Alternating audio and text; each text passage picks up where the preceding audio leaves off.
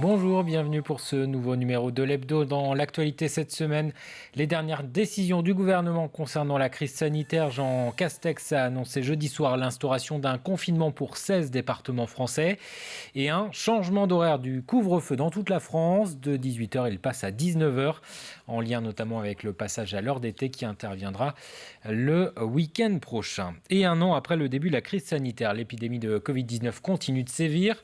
Elle a connu un bond ces derniers jours dans la région. En Vendée, le taux d'incidence dépasse désormais les 150 cas pour 100 000 habitants, soit une augmentation de 25% en une semaine. Pour l'ARS, cela s'explique par la présence désormais majoritaire des variants. Ils représentent 85% des tests positifs dans le département. Écoutez les précisions du docteur Pierre Blaise. On assiste à une accélération, un petit peu l'accélération qu'on redoutait de l'épidémie, mais en même temps, elle n'est pas surprenante puisque le variant est devenu dominant, qu'on sait qu'il est plus contagieux et qu'en conséquence, le taux de reproduction, c'est-à-dire le nombre de personnes que chaque personne contaminée va infecter, augmente. On était autour de 0,8 et on passe très logiquement un peu au-dessus de 1. Sans pour autant qu'il y ait eu du relâchement, c'est-à-dire qu'à comportement et à risque de transmission égal, eh bien, comme le variant est plus contagieux, eh bien forcément le nombre de personnes contaminées augmente. Et la lutte contre l'épidémie passe notamment par le renforcement du dépistage. Les premiers tests salivaires ont été déployés cette semaine dans les écoles vendéennes. Cette alternative au prélèvement dans le nez a été autorisée pour faciliter le dépistage des plus jeunes. La campagne a débuté jeudi au groupe scolaire Léonce Gluard de La Roche-sur-Yon et va se poursuivre ces prochains jours dans d'autres établissements scolaires. Reportage Albin Mouton. Je m'appelle Lisa et j'ai une mission pour toi. Est-ce que tu sais pourquoi tu es là aujourd'hui ? Pour faire un test salivaire. Ce matin, cette salle de classe se transforme en laboratoire mobile. Plus d'une centaine d'enfants de 6 classes différentes se prêtent ainsi au jeu avec une mission. Tu vas pouvoir t'aider en faisant tourner ta langue dans ta bouche 5 à 10 fois. Imagine que tu manges un bonbon. Quand tu manges un bonbon, tu as de la salive. Et bien là, c'est pareil. Donc une fois que tu as de la salive dans ta bouche, quand tu te sens prêt, tu vas baisser ton masque et tu vas pouvoir prendre le flacon entre tes mains et venir mettre ta salive dans le flacon. Le but de ta mission, ça va être de tapisser le fond du flacon. Une fois les explications effectuées, les enfants s'exécutent un par un, sans souci et sans rechigner. Les tests PCR, on s'est rendu compte que par rapport aux collégiens, mais même aux certains adultes, c'était intrusif et certains étaient réticents. Le fait d'introduire quelque chose d'extérieur dans le nez pour faire le prélèvement, et ça leur faisait peur. Du coup, là, le fait que c'est la salive, c'est beaucoup moins intrusif et plus facile à réaliser. Et les parents, pour leurs enfants, là, ils adhèrent au projet. Une opération qui s'effectue grâce à une collaboration entre l'inspection académique de Vendée et le laboratoire Biorélis de La Roche-sur-Yon. Et pour obtenir les résultats, le changement de méthode de prélèvement ne modifie pas le délai d'obtention des résultats. Au niveau après analytique, c'est sensiblement la même chose pour nous au laboratoire. Donc on rend tous les résultats en moins de 12 heures au laboratoire Biorélis. Et puis l'avantage qu'on a également, c'est qu'on va pouvoir faire le criblage derrière. Donc le criblage, c'est la recherche de variants anglais, sud-africains, brésiliens. L'avantage, c'est d'avoir une très grande réactivité. Donc s'il y a des cas positifs, pour pouvoir mettre en place le contact tracing, et si tout est négatif également pour rassurer les parents et puis l'école. D'ici la fin de la journée, les résultats seront donc tombés pour les élèves qui auront effectué ces tests salivaires. Dans le département, 6 autres écoles organiseront une campagne de dépistage similaire la semaine prochaine, dont une école maternelle. Et notez que dans le département, 22 classes étaient fermées cette semaine après l'apparition de plusieurs cas de Covid-19, selon les chiffres dévoilés par le rectorat de Nantes. Et pour accompagner la mise en place de ces dépistages dans les écoles, mais aussi dans les entreprises, une réserve de médiateurs pourra être mobilisée. Ces personnels seront capables d'épauler les personnels des laboratoires, dans les écoles, donc les entreprises, ou encore lors des campagnes de dépistage de la population, comme celle organisée ce week-end à Chantonnay. Ces volontaires sont actuellement en cours de formation par l'ARS, le laboratoire Biorélis et l'IFPS. Aujourd'hui, nous avons une formation qui est mixte, puisqu'il y aura des équipes de médiateurs départementales, donc pilotées par l'ARS et la préfecture, et il y aura des équipes internes à l'éducation nationale. Jusque-là, lorsque nous organisions des dépistages, nous faisions systématiquement appel à des laboratoires qui eux-mêmes se déployaient dans des entreprises, dans des écoles ou sur du populationnel. Et l'idée est de pouvoir venir renforcer ce dispositif des laboratoires avec des équipes mobiles pour pouvoir vraiment être très réactifs. Et cette semaine, aucune annonce concernant un assouplissement des mesures actuelles n'a été annoncée. Les acteurs du monde de la culture attendent désespérément une réouverture des cinémas, des salles de concert ou encore de spectacles. Et depuis jeudi après-midi, le Grand Air est investi par des intermittents, des comédiens, des artistes et des techniciens. La scène nationale de La Roche-sur-Yon a rejoint la liste de la soixantaine de théâtres et de salles actuellement occupées en France. On va essayer de se relayer, on a mis en place un planning pour les premiers jours. Le but, c'est pas d'être 50 dans le bâtiment la nuit, c'est juste de l'occuper et de le faire vivre la journée sur le parvis. Il va se passer des choses souvent entre midi et 14h et 17h à 18h, des temps privilégiés avec le public. On est en face de la médiathèque, l'accès à la billetterie restera ouvert. Et du coup, voilà, ça va permettre aussi sur ce parvis de discuter avec ceux qui se retrouvent dans une situation compliquée depuis plus d'1 an et qui ont besoin aussi d'être écoutés, d'être entendus. C'est une aberration totale quand on voit que les gens peuvent s'entasser dans les transports en commun, que les lieux de culte sont ouverts et que l'on prive les citoyennes et les citoyens de ce bien commun qu'est la culture et que sont les arts. C'est une aberration. Une crise sanitaire qui peut, malgré tout, agir aussi positivement sur une partie de l'économie. C'est le cas pour les entreprises du paysage. Elles sont environ 1800 dans la région et regroupent plus de 7000 salariés. Des paysagistes qui ont vu leur activité s'accélérer ces derniers mois, une conséquence des confinements et de la volonté des particuliers de se sentir bien chez eux. C'est ce qu'a constaté Pierre Dalicieux. Cette société paysagiste n'a jamais connu ça. Depuis le 1er janvier, elle enregistre plus 80% d'appels de clients et un chiffre d'affaires en hausse de 30% par rapport à la même période l'année dernière. Ce commercial n'avait jamais été autant sollicité. Des demandes survenues juste après le premier confinement.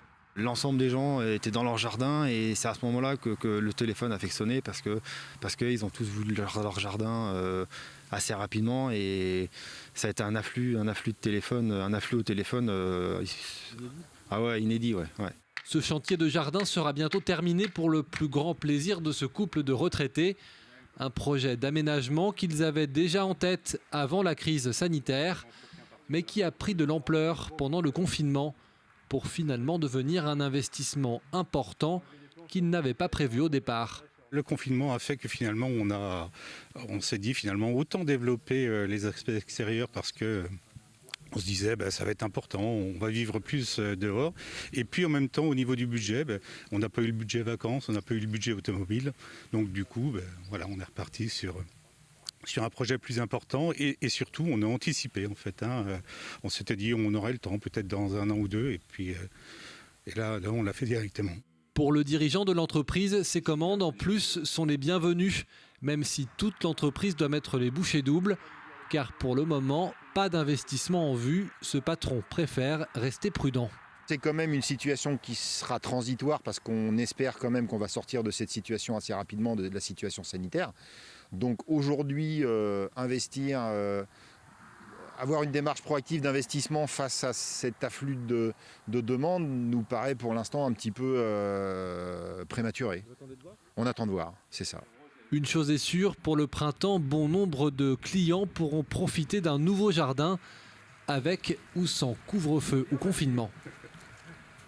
L'actualité, c'est aussi cet hommage aux victimes de violences sexuelles commises par des prêtres du diocèse ces dernières décennies. Une plaque a été dévoilée au sein de la cathédrale de Luçon, une première en France. Cet événement fait suite à l'acte de repentance prononcé publiquement par Monseigneur François Jacolin en octobre dernier. Une démarche saluée par une partie des victimes qui étaient présentes. Reportage. Donne-nous de reconnaître pleinement les souffrances inscrites à jamais dans le corps et dans le cœur des personnes qui ont été victimes de violences sexuelles au sein de ton Église. Par ces mots, l'évêque de Luçon reconnaît officiellement que pendant plusieurs décennies, des prêtres du diocèse de Vendée ont commis des violences sexuelles sur des enfants. Une prière de repentance suivie d'une cérémonie devant près de 250 personnes. C'était quelque chose qui va dans l'ordre de la réconciliation et de la purification. On a pris le temps vraiment de prendre ce silence et de se tenir devant Dieu pour faire pénitence. Pour la première fois en France, un diocèse regarde en face des actes longtemps tenus secrets ou réfutés. Une repentance désormais inscrite au cœur de la cathédrale de Luçon sur une plaque dévoilée par l'évêque ce dimanche. Il a fait un choix de plaque très religieuse. Bon, je dirais c'est son choix. En tout cas, pour les victimes, c'est considérable qu'un évêque reconnaisse les actes. Pour les victimes, c'est complètement une réparation, une première réparation, puisque ça veut dire que l'Église reconnaît que ces actes ont eu lieu, qu'on a été victime. À l'automne dernier, le diocèse de Luçon indiquait avoir recensé 65 enfants abusés sexuellement depuis les années 40. Il serait au moins plus d'une centaine, selon le collectif vendéen de victimes. Je me réveillais souvent la nuit, où j'avais du mal à m'endormir. J'avais toujours les mêmes images de ce monseigneur et de l'odeur aussi de sa sueur. Et que depuis que je fais partie du collectif, que j'en ai parlé, que j'ai rencontré d'autres personnes qui ont subi exactement les mêmes choses que moi, ça permet quand même de comprendre qu'on n'est pas seul. C'est la porte ouverte, j'espère, à beaucoup d'autres qui sont restés encore dans le silence et dans la souffrance. Pour les victimes, cette journée est loin d'être suffisante. La prochaine étape sera celle de la réparation. Le collectif vendéen de victimes l'espère d'ici la fin de l'année, à l'issue de la remise du rapport de la commission indépendante sur les abus sexuels dans l'Église. C'est le 3e cancer le plus fréquent en France. Le cancer colorectal fait l'objet d'une campagne de sensibilisation durant ce mois de mars. Rebaptisé Mars Bleu, en Vendée, le taux de dépistage est faible. 37% seulement des Vendéens concernés effectuent un test. Alors la Ligue contre le cancer organise des actions. Elle était présente, par exemple, cette semaine au sein de l'entreprise Atlantique pour une opération d'information. C'est un sujet délicat, mais je pense que d'en parler, ça ouvre les esprits aussi. Mais je pense que c'est pas un sujet facile. Connu, mais pas facile à la discussion. Honnêtement, pour parler pour moi, je ne ferais pas l'effort d'aller me déplacer à l'extérieur dans une salle ou un lieu, enfin bref, pour avoir tous ces renseignements-là. Donc c'est important. Ouais. Ça permet aussi d'échanger avec des collègues sur un ton plutôt léger, et ce qui enlève le côté qui peut faire peur en fait du mot cancer. Le dépistage du cancer colorectal concerne toutes les personnes âgées de 50 à 74 ans, femmes et hommes. Donc ces personnes vont recevoir une invitation à se faire dépister. Ils vont ensuite aller chercher leur test chez leur médecin traitant. Et tout est très bien expliqué, c'est très ludique, et il suffit donc de faire le test, de l'envoyer pour analyse, et ensuite on reçoit les résultats. L'intérêt de ce dépistage, c'est de pouvoir déceler des tumeurs à un stade très précoce, et qui permet en fait du coup de le soigner très rapidement. C'est pour ça que dans 9 cas sur 10, grâce au dépistage, ces cancers ne sont pas méchants. Enfin, un dernier mot du Vendée Globe. Les organisateurs ont dressé cette semaine un bilan de cette édition 2020-2021, remportée par Yannick Bestaven. Un 9e Vendée Globe très particulier au regard de la situation sanitaire. Si le public a été moins nombreux à venir au Sables d'Olonne, les retombées médiatiques de la course en France et à l'étranger ont été plus importantes qu'il y a 4 ans. Elles sont évaluées à plus de 300 millions d'euros. Les organisateurs se sont dit satisfaits de ce bilan. Les skippers emmènent avec eux, dans une compétition, mais un tas de valeurs, de messages liés à beaucoup de catégories de notre société française. Donc ils ont envie, les gens, de suivre ce qui se passe. Et peut-être que la pandémie a contribué aussi encore plus à cette ouverture. Il n'y a pas grand-chose qui se passait quand même en dehors du Vendée Globe, un moment pendant ces 3 mois. Donc c'est un moment peut-être de partage à distance. Nous avons eu raison de maintenir cette édition parce qu'elle a été bonne pour la santé des Français. Ça a apporté une bouffée d'oxygène dans cette drôle d'hiver sanitaire insupportable. Et le Vendée Globe est aussi bon pour la Vendée et pour les Sables d'Olonne parce qu'il produit des fruits dans la durée. On parlait tout à l'heure de renforcer la présence du Vendée Globe aux Sables d'Olonne entre les Vendée Globes. C'est un sujet sur lequel on travaille avec Yves Vinet. Mais il y a plein de sujets de réflexion et de travail pour installer le Vendée Globe, non pas seulement tous les 4 ans, mais de manière continue aux Sables d'Olonne pour pouvoir venir aux Sables d'Olonne, en Vendée, respirer ce parfum d'aventure. Et la remise des prix de ce Vendée Globe aura lieu le 22 mai prochain.